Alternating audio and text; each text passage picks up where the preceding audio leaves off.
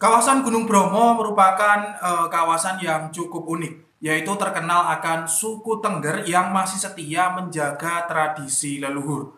Nah, dalam suku Tengger tersebut ada salah satu ritual yang dinamakan Kasada atau Kasodo, di mana di dalamnya ada pengangkatan seorang dukun atau tabib yang baru, pemirsa. Nah, bagaimana sejarah ritual tersebut dan apa syarat-syaratnya menjadi dukun suku Tengger? Simak investigasi kami.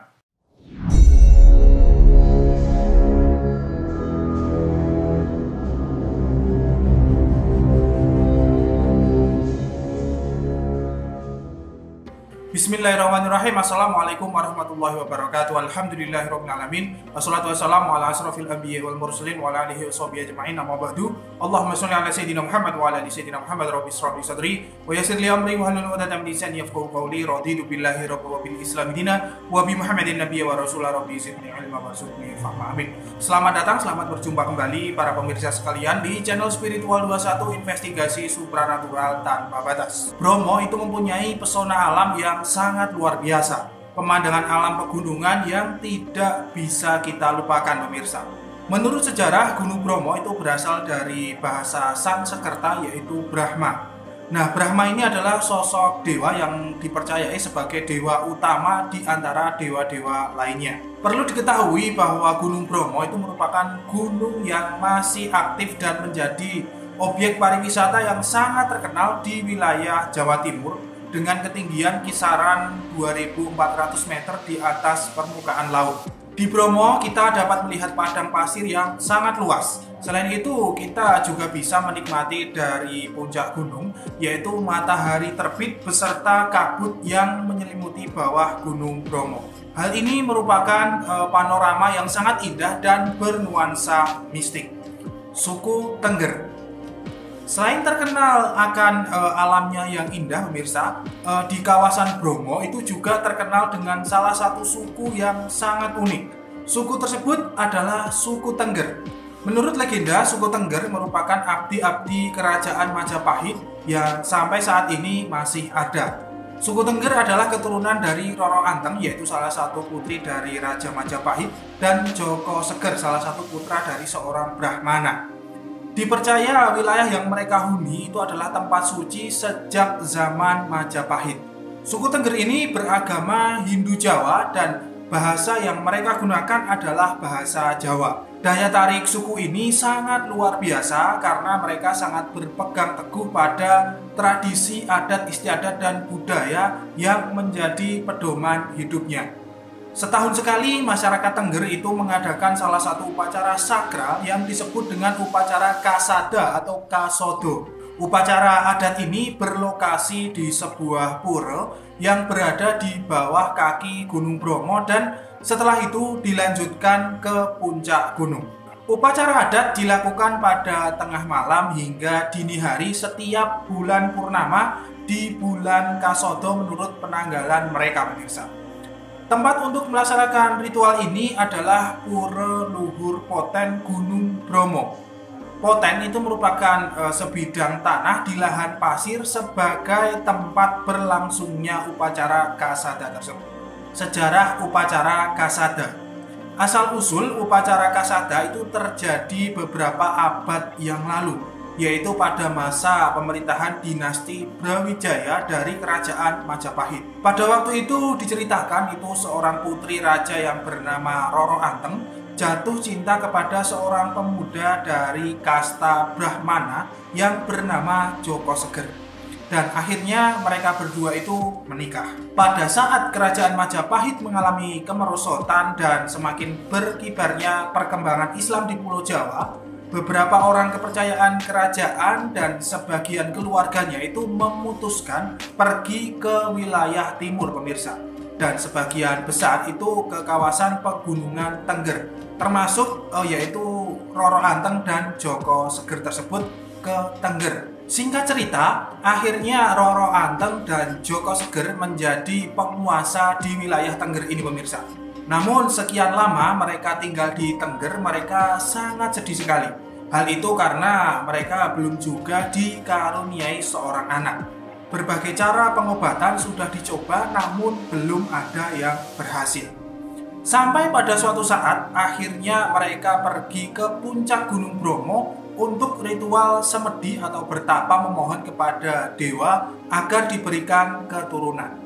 Akhirnya setelah sekian lama bersemedi atau bertapa permintaan mereka itu dikabulkan, yaitu ditandai dengan adanya suara gaib. Namun permintaan mereka tidak serta-merta itu langsung dikabulkan pemirsa, melainkan mereka itu harus memenuhi sebuah syarat terlebih dahulu. Syaratnya yaitu anak bungsu mereka kelak harus dikorbankan dan dimasukkan ke kawah Gunung Bromo. Nah, mendengar syarat tersebut tanpa pikir panjang mereka berdua menyanggupinya pemirsa. Waktu terus berlalu, akhirnya mereka dikaruniai 25 orang anak. Nah, tiba saatnya mereka mengorbankan si bungsu. Namun mereka berpikir dan merasa kasihan kepada anaknya yang bungsu itu. Hal itu ternyata membuat sang dewa itu marah pemirsa. Akhirnya sang dewa berubah wujud menjadi raksasa dan kemudian menjilat anak tersebut masuk ke kawah Gunung Bromo. Selang beberapa saat kemudian muncullah dari kawah tersebut dari kawah Gunung Bromo itu suara gaib, yaitu suara tanpa wujud dari anak bungsu yang dijilat tadi. Suara itu berpesan agar orang tua dan saudara-saudaranya hidup tenang sebagai penghormatan setiap tahun untuk melakukan persembahan sesaji yang dibuang ke kawah Gunung Bromo. Nah, upacara larung sesaji ke kawah Bromo itulah yang sampai sekarang tetap dilaksanakan oleh suku Tengger yang dilakukan secara turun-temurun. Upacara adat inilah yang disebut dengan Kasada, tradisi pengangkatan dukun Tengger. Selain larung sesaji ke puncak Gunung Bromo upacara Kasada itu juga diwarnai dengan pengangkatan seorang dukun atau tabib. Dukun inilah yang kelak bertugas dan berperan sangat penting bagi masyarakat Tengger, yaitu bertugas memimpin acara-acara ritual peribadatan, terus penyembuhan orang-orang sakit, dan lain sebagainya. Sebelum dukun ini diangkat, mereka itu belajar terlebih dahulu pemirsa, yaitu dengan memahami dan menghafal mantra-mantra kuno yang secara turun-temurun mantra tersebut itu telah diwariskan dan digunakan untuk berbagai hal-hal tradisi mistik. Beberapa hari sebelum upacara Kasada Bromo itu dimulai, para penduduk menyiapkan sesaji yang nantinya itu akan dibawa ke kawah pemirsa. Pada malam ke-14 bulan Kasada, masyarakat Tengger itu berbondong-bondong dengan membawa sebuah ongkek yang berisi sesaji dan berbagai macam hasil pertanian dan ternak. Mereka membawanya ke pura dan sambil menunggu dukun sepuh yang dihormati di suku tersebut datang ke pura tersebut. Tepat tengah malam itu barulah diadakan pelantikan dukun dan pemberkatan umat di poten lautan pasir Gunung Bromo. Mereka para calon dukun itu akan diuji oleh dukun sepuh, yaitu dengan menghafal mantra-mantra kuno. Dukun yang dianggap lulus adalah yang berhasil menghafal dan lancar dalam membaca mantra-mantra tersebut. Setelah upacara di poten selesai, ongkek yang berisi sesaji selanjutnya dibawa ke kawah untuk dilemparkan ke kawah Bromo sebagai simbol pengorbanan yang dilakukan nenek moyang mereka, yaitu Joko Seger dan Roro Anteng itu.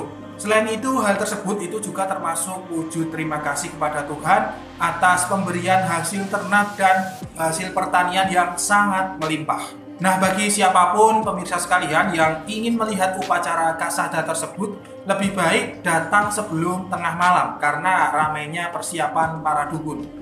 Selain itu, banyak penduduk sekitar juga yang berdatangan mengendarai sepeda motor dan kendaraan pribadi lainnya. Jika sudah begitu, jalanan ke bawah kaki gunung itu akan menjadi sangat macet pemirsa.